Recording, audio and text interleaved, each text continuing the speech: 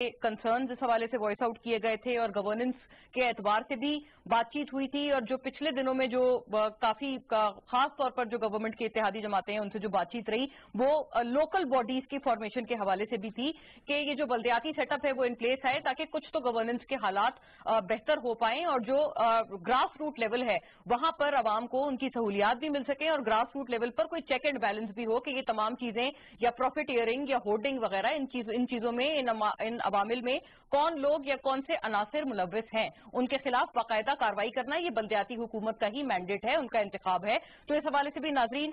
बातचीत हो चुकी है ऑलरेडी और हमें बताया जा रहा है कि अब वजीर आजम इमरान खान ने यह भी कहा है कि बैनुल अक़वामी सतह पर जो खाम तेल की कीमतें कम हुई हैं उनके भी जो फवायद हैं वो अवाम तक मुंतकिल किए जाएं। उन्होंने अपनी टीम को ये इंस्ट्रक्ट किया है और साथ साथ ये भी कहा है कि बिजली और गैस के निर्खों में भी किसी किस्म की कमी को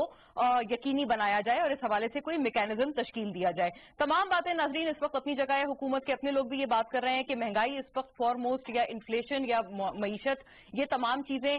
सबसे बड़े चैलेंज के तौर पर उभर कर सामने आ रही हैं क्योंकि अपोजिशन की अगर बात की जाए तो नाजरीन अपोजिशन इस वक्त स्कैटर्ड जो है फिलहाल हिकमत अमली बनाती हुई नजर आ रही है। नून लीग की एक अलग हिकमत अमली है, पीपल्स पार्टी और जो मौलाना साहब थे जो कि यहाँ पर आए थे इस्लामाबाद और उन्होंने